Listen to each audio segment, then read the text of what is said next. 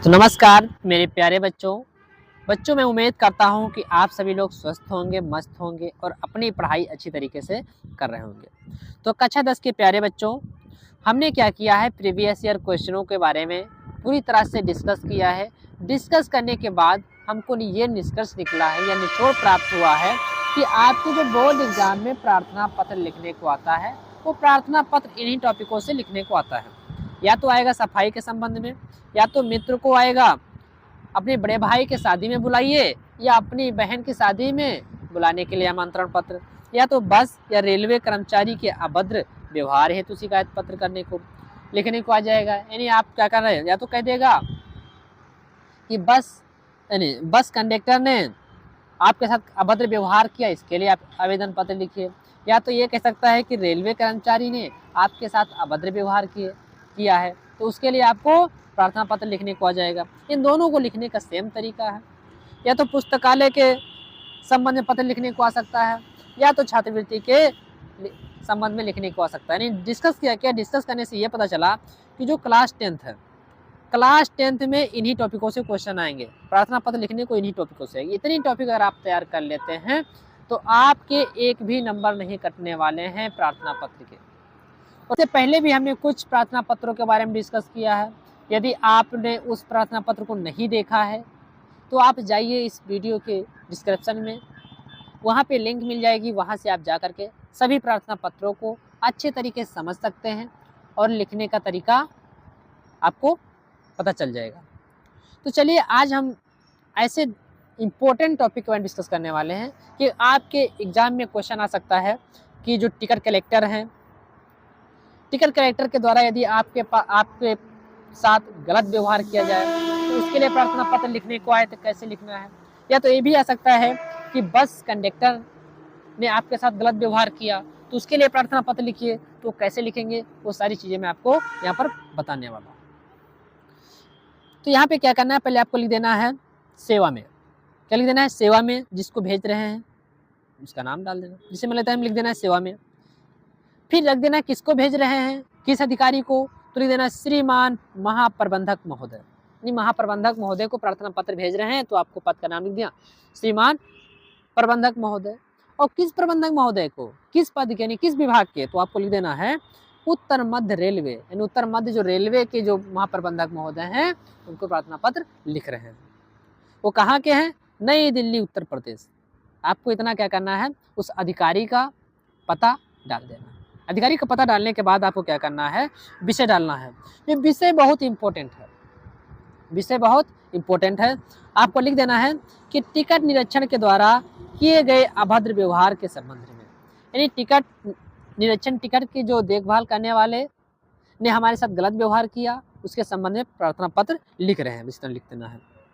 और आपको विषय लिखना नहीं भूलना है, विषय बहुत इंपॉर्टेंट है। और जो फॉर्मेट हम लिख कर आए हैं, जो फॉर्मेट दिखा रहे हैं, इसी फॉर्मेट में आपको लिखना है, तभी जाकर के आपको पूरे नंबर मिल पाएंगे। इतना लिखने के बाद लिख देना है महोदय। लिख देना है महोदय, जहां से महोदय खत्म हो उसी के नीचे लिखना है सविनय निवेदन यह है कि गत 20 जनवरी को, यानी पिछले 20 जनवरी को मैं नई दिल्ली रेलवे स्टेशन से चलने वाली जम्बू मेल में जम्बू जा रहा था। यानी पिछले 20 जनवरी की बात है, मैं जो नई दिल्ली से जो जम्बू को रेल जाती है, उस रेल से मैं, उस रेलगाड़ी से मैं जम्बू जा रहा था।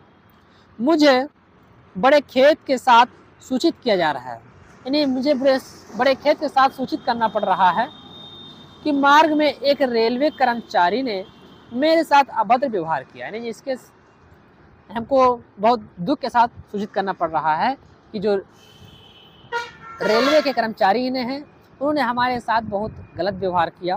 तो लिख देना है कि उस कर्मचारी का नाम पंकज श्रीवास्तव है। जिस अधिकारी ने आपके साथ गलत व्यवहार किया है उस अधिकारी का आपको नाम लिख देना है। अगर नाम नहीं लिखेंगे कैसे पता चलेगा कौन सा अधिकारी था, कौन सा नहीं था। फिर बता देना है कि उन्होंने लिख दिया है कि मेरे 2 बच्चे व पत्नी भी मेरे साथ सफ़र कर रहे थे। यानी मैं था, मेरी पत्नी थी, मेरे 2 बच्चे थे, इतने लोग सफ़र कर रहे थे। फिर बताना, चूँकि मेरा छोटा बच्चा अभी 3 साल का है। इनका जो छोटा बच्चा था 3 साल का है, 3 वर्ष का है, इसलिए मैंने उसकी टिकट नहीं बनवाई थी। यानी 3 साल के बच्चों के लिए टिकट 3 साल का बच्चा था, छोटा था, इसलिए उन्होंने क्या किया, उसका टिकट नहीं लिया था। तो देखिए टिकट निरीक्षण ने प्रवेश किया और जब टिकट मांगे तो मैंने सब टिकट दिए। ये जब टिकट निरीक्षण ट्रेन में एंट्री मारे तब उन्होंने टिकट मांगा, तो जितने लोग बड़े थे अपना दिखाए, अपने वाइफ का दिखाए और बच्चे का दिखाए। तो एक बच्चा जो छोटा था उसका टिकट नहीं दिखाते हैं, उसी के बारे में यह अभद्र व्यवहार कर रहा है। तो लिख देना है कि उसने जब मेरे छोटे बच्चे का टिकट मांगा तो मैंने बता दिया कि वह अभी 3 साल का हुआ है, नहीं 3 साल का भी हुआ है, इसका टिकट नहीं पड़ता उसकी समझ से। तो उसने मुझे झूठा बताकर डिब्बे में बैठे सभी यात्रियों के सामने अपमानित किया। उन्होंने क्या किया, डिब्बे में जितने लोग बैठे थे उन सभी लोगों के सामने हमको बेइज्जती कर दिया हमारी। लेकिन इतने पर भी नहीं, मैंने उसका आधा टिकट देने को तैयार हो गया, यानी मैं अपने छोटे वाले बच्चे का आधा टिकट देने के लिए मैं तैयार था। लेकिन वह तो मुझे यानी मुझ पर जुर्माने की रकम रखा। यानी उन्होंने क्या किया, तो ये बता रहे हैं कि हमने उसका आधा टिकट यानी आधा टिकट का पैसा देने के लिए तैयार थे, लेकिन उन्होंने क्या किया, उन्होंने मुझ पर जुर्माने की रकम रखी। उन्होंने क्या किया, उन्होंने पैसा लेना चाहते थे, उन्होंने क्या किया, उन पर जुर्माना लगाया, यानी जुर्माने की रकम तथा टिकट के पैसे वसूल करना चाह रहे थे। वो क्या कर रहे थे, उनसे पैसा वसूलना चाहते थे, इसलिए ऐसा उन्होंने बात व्यवहार कर रहे थे। फिर देखिए आगे, तो आगे लिखा है, चाह रहे थे, जब मैंने उसे इनकार किया तो उसने मुझे जेल में भेजने की धमकी दी। उन्होंने बच्चे का टिकट देने से या पूरा पैसा या जुर्माना देने से उन्होंने इनकार किया तो उनको धमकी दिया कि मैं तुमको जेल में डाल दूंगा, इन्होंने वही बताया। इतना लिखने के बाद क्या लिख देना, इस पत्र के साथ मैं आपको प्रमाण के लिए अपने छोटे बेटे जन्म तारीख प्रमाण पत्र भेज रहा हूँ। मैं अपने जो छोटा बेटा था उसका मैं जन्म तारीख के साथ जो जन्म प्रमाण पत्र बना है उस जन्म प्रमाण पत्र को भी भेज दे रहा हूँ, ताकि आप भी देख लीजिएगा कि बच्चा हमारा भी छोटा है।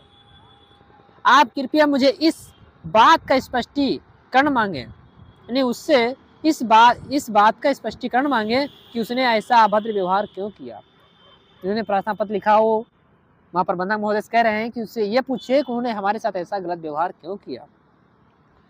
मेरा आपसे अनुरोध है कि मेरे इस पत्र पर आप गौर करें तथा मुझे सूचित करने का कष्ट करें कि आपने इस संदर्भ में क्या कदम उठाया। नहीं कह रहा है इस पे आप कदम उठाइए, उचित कदम उठाइए, उसके बाद हमें इसका जवाब भी दीजिएगा कि उन्होंने ऐसा क्या किया और आपने क्या किया इसके बारे में। फिर क्या करना है, नीचे लिख देना है धन्यवाद, नीचे डेट डाल देना है, जिस डेट में आप लिख रहे हो यहाँ पर लिख देना है भवदीय। जो लिख रहा हो तो अपना नाम लिख देना है, जो लिख रहा है उसको क्या करना है, अपना नाम यहाँ पर लिख देना है और मोबाइल नंबर लिख देना है, इतना आपको करना है।